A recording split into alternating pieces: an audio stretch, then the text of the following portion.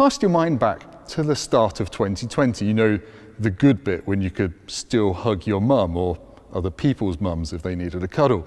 The year got off to a pretty good start in the car world when Ford released the new Puma. Yes, people on the internet thought it was sacrilege they were using the Puma name for an SUV, but those are the kind of people who fetishized 90s Fiesta coupes, which frankly have rusted on their driveways.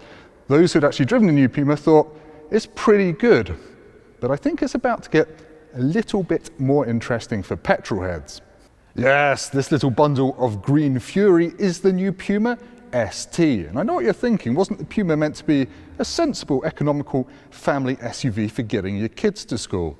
Well, yeah, but when I first drove it back in January, I was amazed by how fun it felt to drive. It felt just like the Fiesta on stilts, which is a really good thing. You could chuck it around like a hooligan, do a bit of three-wheelie lift-off oversteer thing and hope your kids didn't notice. So yeah, it was a really good base for an ST.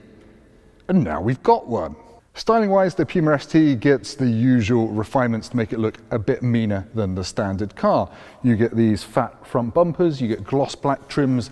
Down the side, you get a black roof, black mirror caps, black, big 19-inch wheels, and a little matte black bit of plastic along the front, a little splitter that says Ford Performance on it. Ford claims that reduces drag and increases downforce, but God knows how fast you'd have to be going for that to have any effect. Standard Puma daytime running lights look very sharp, and yeah, it's very green. This is a new color for the Puma ST. It's called Mean Green. I'd probably have called it Fuck You Green, but that's why I'm not in marketing. At the back, the Puma ST gets sporty rear bumpers, a twin exit exhaust, and lots of black badges and details such as this black rear spoiler. It's only about yay much lower than a regular Puma. It's the same ride height as a Puma ST line if you've got one of those. And it's even greener back here.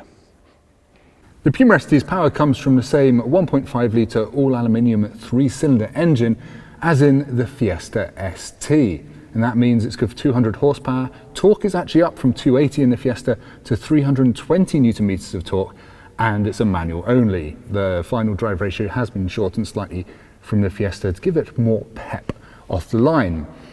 Like the Fiesta ST, it's available with an optional Quaife mechanical limited slip differential, which means it'll be able to drag itself out of corners with even more frosting. I ran a Fiesta ST for 3 months last year, which had the diff, and I never got bored of hoofing it out of corners, being dragged along by the diff locking. It felt amazing, and I'd recommend sticking it on this.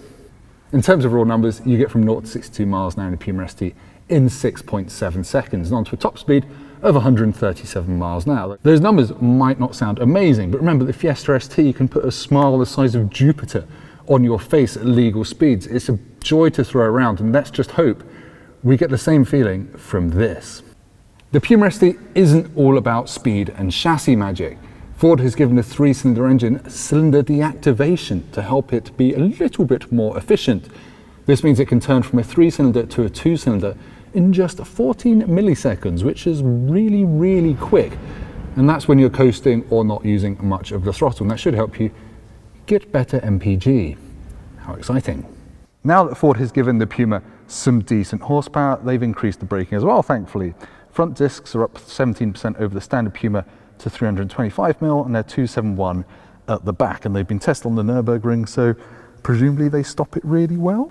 Tyres on the Puma ST are Michelin's Pilot Sport 4S, which are actually developed specially with Michelin for the Puma ST. And you can see there's a little FP on them for Ford Performance for extra fun, I guess. Long and short of it is they should be super sticky and really good at getting this thing onto 3 wheels where it belongs. Now this is hopefully where the magic happens, somewhere in here, because like the Fiesta ST, the Puma ST gets Ford's torque vectoring springs, which are like special kind of banana-shaped springs, which increase lateral stiffness at the rear of the car, which sounds really, really unbelievably boring. But what that really means is that you go around corners on 3 wheels with a smile on your face. At least that's what it meant in the Fiesta ST. Hopefully we get the same thing here. There's also a torsion beam rear setup. It's 40% stiffer than the Fiestas to cope with the extra ride height. It's quite a basic technology, but Ford has proved time and time again that it works, and it works really well. So all you people on the internet saying, a multi-link rear suspension setup's preferable, can you just bore off, please? I think let's just hope that Ford has done it right again. Now, despite the Puma ST getting a sporty looking twin exit exhaust, it's actually 1 decibel quieter than the one on the Fiesta ST. However, you can press the sports button on the steering wheel and it will open up a valve in that hole, that one right there, which should emit some pops and burbles like we saw on the Fiesta ST, which is excellent news.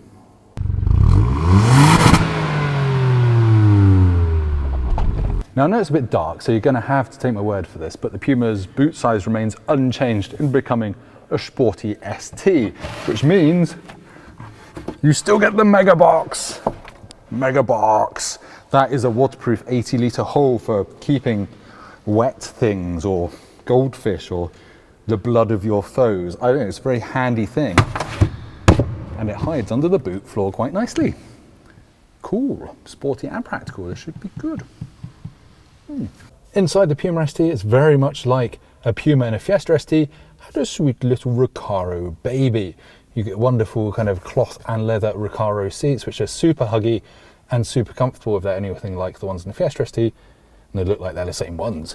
You get an ST badge on the steering wheel, a sport button and a mode button to switch between all the driving modes on the steering wheel. You get ST kick plates, an ST gear knob with, yep, that feels like a shorter shift than the normal Puma. It's very ST and Puma-y in here, which will surprise literally no one, but yeah, it's nice. Seats are the most important part of the interior, and this has got very good ones, so happy days.